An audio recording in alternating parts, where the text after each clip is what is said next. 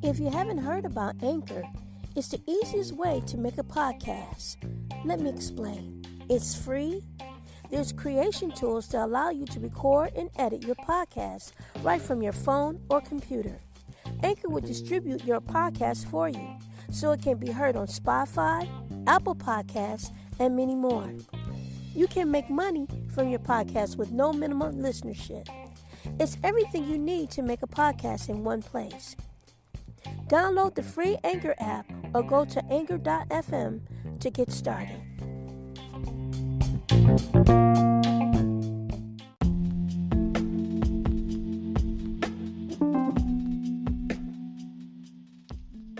Hi, this is Variety CHENEVERT for AKASHI Media Podcast Live. Well, a lot of people are on social media doing a lot of things after the R. Kelly conviction. A lot of podcasters are live still discussing about the verdict of conviction of guilty. And recently his music has been removed off of social media. I don't know what that's supposed to do or how is that supposed to help anyone. But I went into a record store today and they're still selling his music in record stores. So I just feel that people can't control what people listen to and who they like, who they admire, so on and so forth. The verdict is for those who needed that verdict for things to take place in their lives. However, their verdict doesn't always carry on into other people's lives.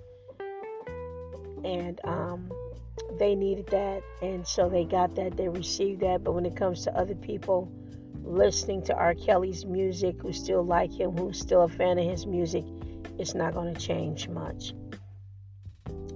I myself just find it very hard to believe that 50 women have never had a police report. And I think it's a very, very strange, peculiar to me that people are still calling him themselves as his girlfriend or his ex-girlfriend, and yet he's a rapist. I couldn't give a guy a title like that if he raped me. He would not be my boyfriend. He wouldn't even be an ex-boyfriend. I just, myself personally, I would have filed a police report. I would have had some evidence. These women didn't have no evidence as far as I'm been told and as far as things have been said. I don't know anyone who actually has gotten any court transcripts on this case, but I'm sure it's public to do so. But I haven't done it. But I just think it's bizarre that you have 50 abused women that have gone back and forth with R. Kelly in periods of times. And what's really weird is that each relationship, I guess, was supposed to be different, but it sounds like all of these women got the same story, according to the news outlets and the social media and things like that on other podcaster channels. It's bizarre. I'm just waiting to see what the sentence is going to be. How the judge is going to really judge this case and his verdict based on no evidence. That's what I'm looking forward to. But until then, I'm not going to be talking about R. Kelly anymore because I don't want to put any energy out there about this case anymore. And that's just about it. I mean, I grew up with him, and I don't know the monster that everyone is talking about. And I went to school with him as well. And I know when we were in school, you know, nobody ever said anything like that when we were in school and stuff. And I just think, personally, myself, if a person is a rapist, they're going to do it in high school, on a date at school or something. and not just have to wait until they're famous to become a rapist. That's just what I think. It's just already there, I think. And he has a daughter, and he's never touched his daughter. You know, sometimes pedophiles don't stop with just strangers and people they meet. They do it with their own relatives too. You know, and he has a daughter. He's never messed with his daughter or anything like that. It's just weird. It's just a whole weird thing to me. It's bizarre.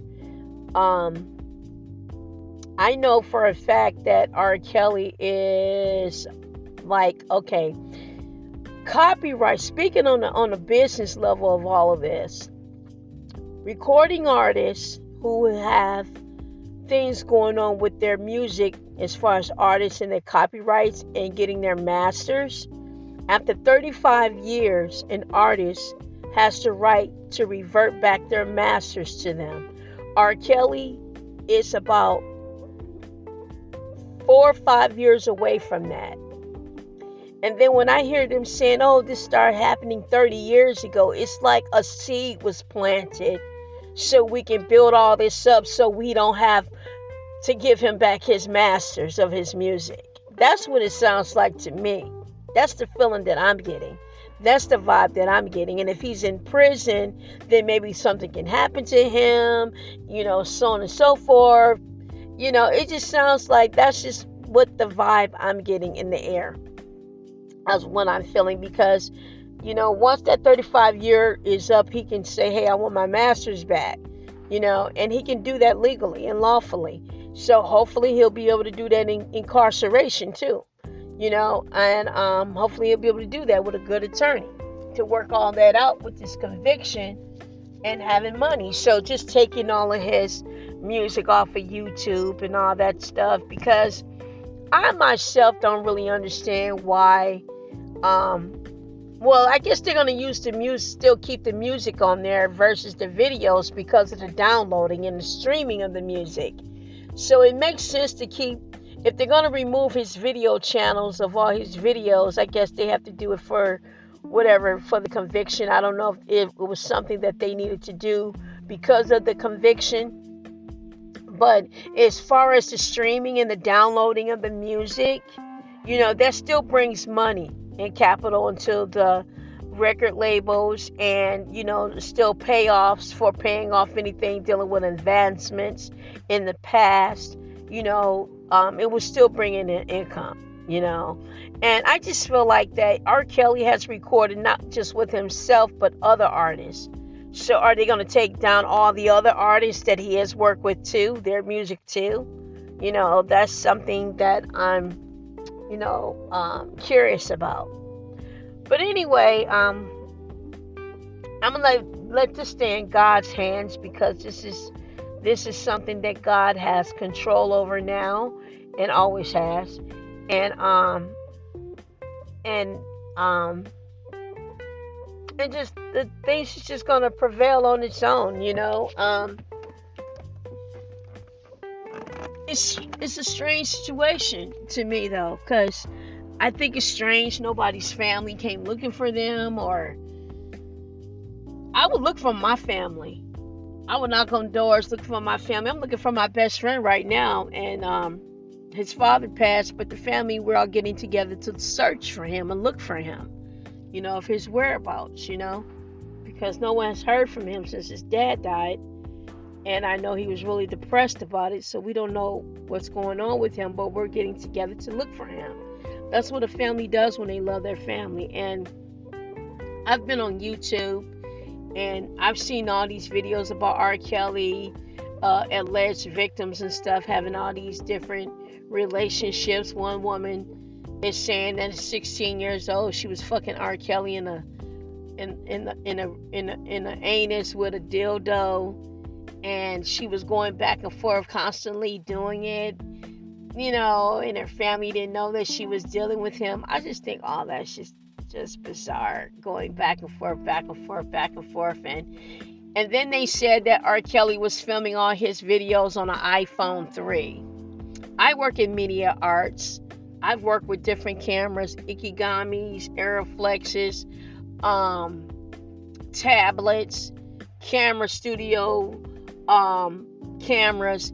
And I can tell you one thing about a couple of these videos that's out there on social media. I guarantee you they were not shot with an iPhone 3. Daylight, nighttime. iPhones give clarity images. And the images that I saw on social media of these videos look like they were shot with a laptop or some type of desktop camera because of the fuzziness. iPhones have a reputation of having clarity for their cameras. So for someone to say that their cameras that are very fuzzy, that you can't really see that person very clear, to me gives a bad reputation on the iPhone, because you're saying that this bad image of shooting with an iPhone is I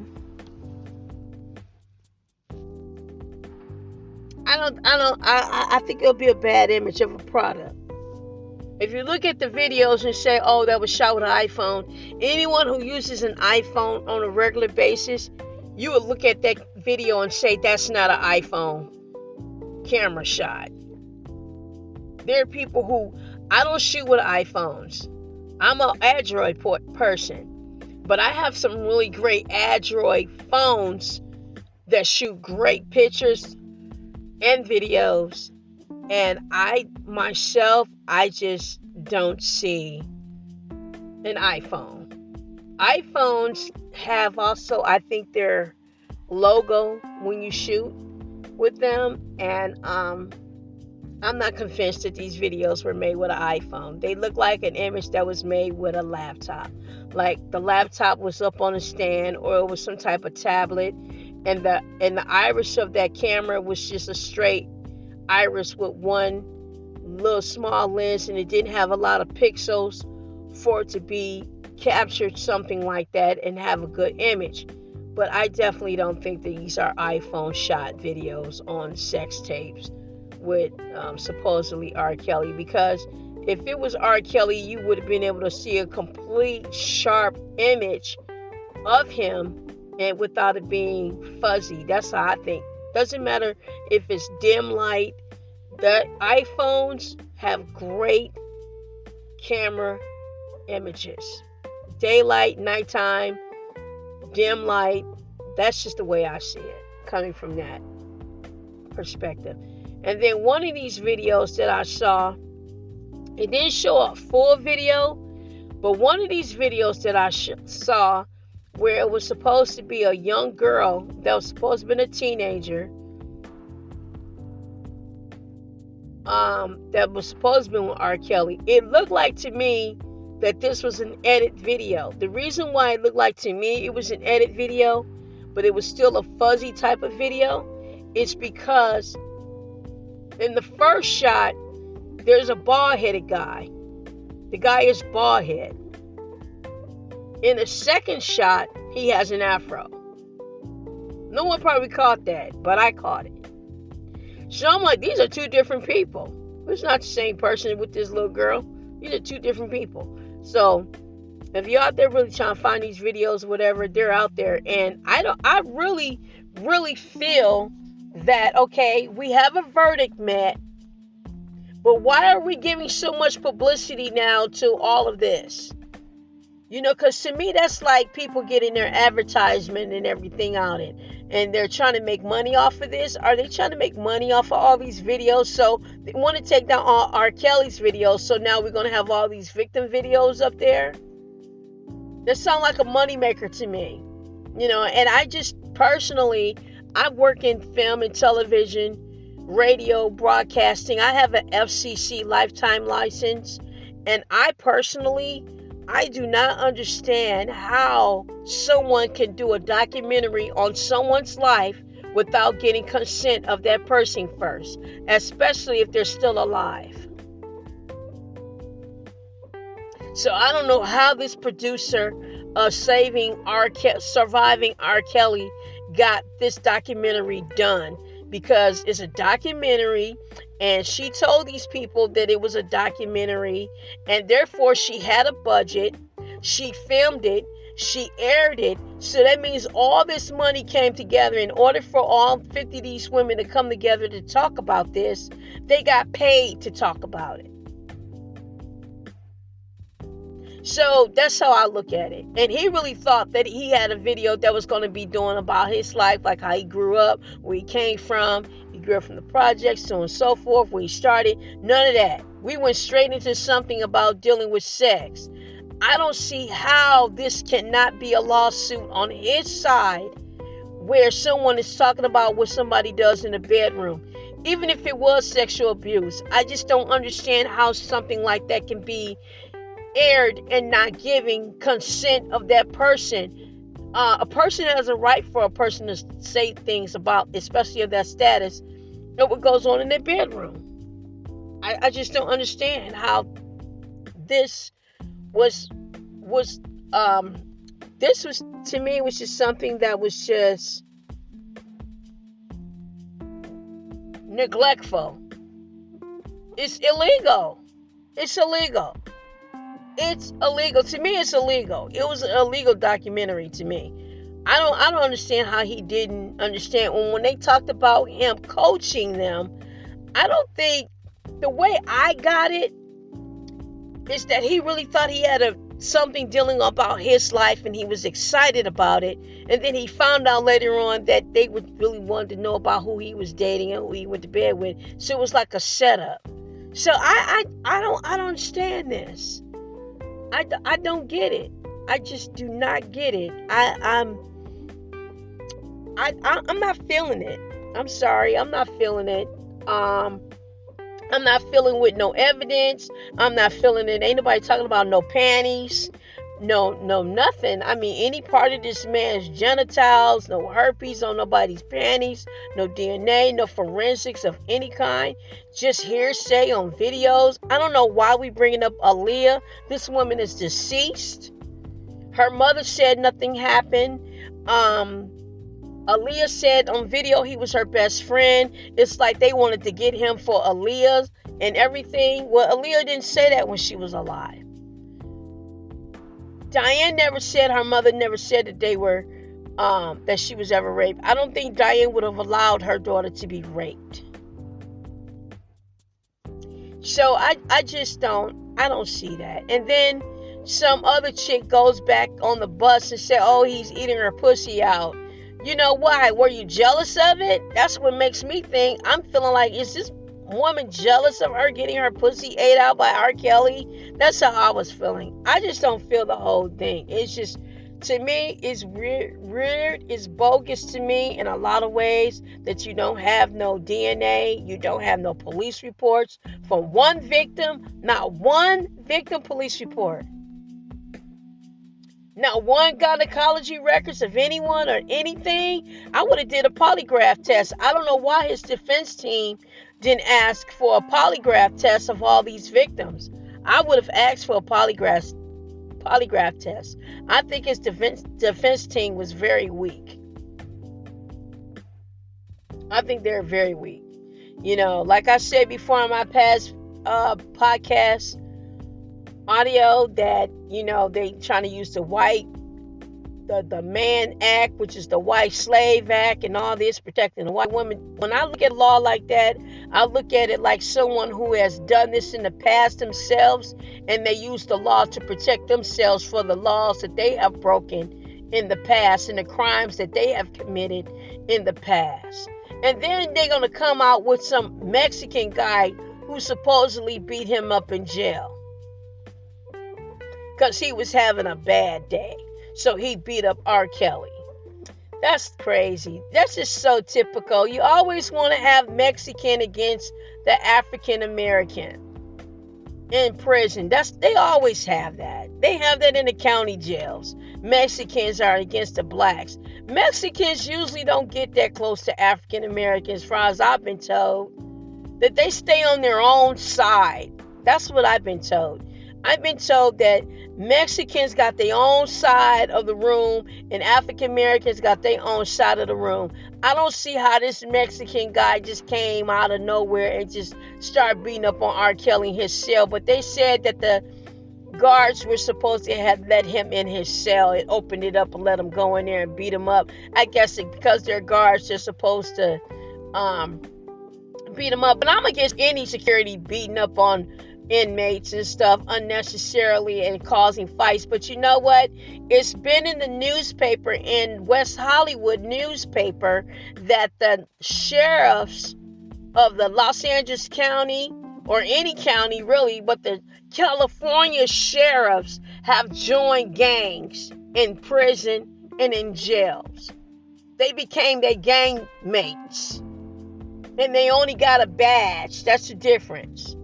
And it's in the newspaper of the West Hollywood newspaper. So if you're in California, pick up the West Hollywood newspaper and you'll see, or you can go online and see, that the sheriffs have become gang members as well. And they claim that they were forced into it. How the hell you forced into it? See, I'm tired of all the taxes being paid for all of this mess. I don't care what prison it is. It could be New York, Chicago, Detroit. I don't care. I'm tired of all the taxes being paid for all of this mess. And people who just ain't been caught yet or whatever, and they get in their little uniforms and stuff and get their little badge and pepper spray, and they want to get like gang members and gang up on inmates and abuse inmates and stuff. I'm tired of paying for damn taxes for this type of shit. I'm tired of paying for taxes for their damn uniforms. Hell, what the hell we need to pay taxes for that for? You need to be doing something else. You know, turn around and be a gang member on your job. We don't need to be paying taxes for that. Fuck all that. I don't care what prison it is. You know, but I find that hard to believe. In fact, that guy that they advertised that supposedly beat up R. Kelly, I saw that guy before in California. And I know his ass got beat a few times by a couple white boys and some black guys before. So I don't see that guy being that damn tough. Now, he used to be in California at least last year. I saw that guy around California before. And I don't believe he beat up R. Kelly, because I hadn't seen that guy, somebody do something to him, and he was walking his ass away.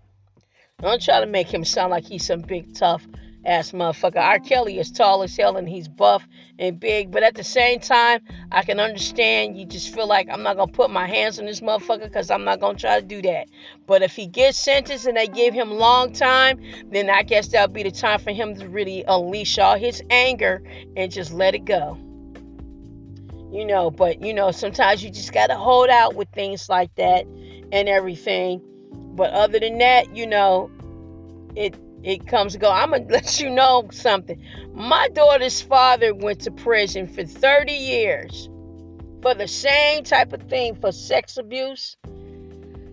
And come to find out, my daughter called me and told me that her brother, who she met for the first time, told her and her sister that she met for the first time that their uncle is the one who did the sex abuse. So their father ended up going to prison for their uncle, who was really the sex offender, who should have been in prison for 30 years. But the one thing about my daughter's father, he's the same exact height as R. Kelly. He's a light-skinned brother, though. He's a pretty boy. Like the DeBarges. And he's the same height as R. Kelly, 6'1". He was thin when he went in, but he put on the same type of weight that R. Kelly did. I'm amazed at him, because my daughter's father came out of prison of 30 years, not one goddamn scar on him. I don't know how he did it. And he had lots of fights. He used to tell me how he had like 10, 15 guards on him at one time. Maybe 20 guards on him at one time. I don't know how they did it. I'm like, what? He got not one black. I don't know how he look on other pictures, but what I'm saying is, when they take pictures of the inmates, they talk about their scars and they They document all their scars. He ain't got one damn scar on him. One scratch, one scar on his arm, his face, nothing, nowhere. And I know for a fact that when we were in high school, he was a pretty boy, but he'll whip your ass. You get him mistaken because the boy light skinned and he got a little curly hair, and you think he's supposed to be the little punk. But no, he wasn't a punk. His brother wasn't punks either. They will whip your ass. You get it twisted about little light-skinned guys. You think light-skinned guys are little, like weaklings. But they weren't weak. But he must have been a tough guy because 30 years, he was up there in maximum security. Murderers, everybody. For 30 years when he went to prison for this type of crime that he didn't do. He said he admitted that he did it because they thought he was going to get 2 years, but they ended up getting him 30 years. They just tricked him into saying that. But I was just amazed how the guy just, I just like, God damn, how do you do it? Like, man, you've been there that many years and not one scar on you. So it's amazing. But he told me, I said, well, how did you save yourself? Oh, he said, I used a sock with a lock, you know. He used a lot of little different things, you know, to fight and get people off of him. I said, wow. And he said, I never went to sleep. I stayed on coffee the whole 30 years. I stayed on coffee the whole 30 years. I had to have caffeine, and I never went to sleep. That's how I survived. And I stood up on the wall most of the damn time. I was like, wow, you know. So he said, I'm always in line first to do a shower. I heard that. It's like, wow, you know. That's a life that's really tough, you know. But he seemed like he's still straight to me. I mean, he came out and made more kids with someone else, you know. So he's still making kids and making babies. So I guess, you know, he didn't get turned out or anything like that, you know. But he just said, you know, I don't ever want to go back again. He did say that, you know. So he went when he was very young. So I don't know. I'm just going to pray for Robert and hope the best for him, and everyone in this situation can heal and move on with their lives, start over and heal, move on without their lives, with or without compensation. Just move on with their lives. All they really wanted was a verdict. They got that, so they can move on about their lives. Music shouldn't have anything to do with it. Just don't play it on your radio. Just take it off your phone or whatever, and just don't worry about what other people are listening to, because it's just not going to stop in that capacity. Okay, so that's about it. This is Variety CHENEVERT for AKASHI Media Podcast Live, giving you my final commentary on the R. Kelly conviction. And I'm not going to say anything else, hopefully anymore, about R. Kelly until May of 2022. Thank you for listening.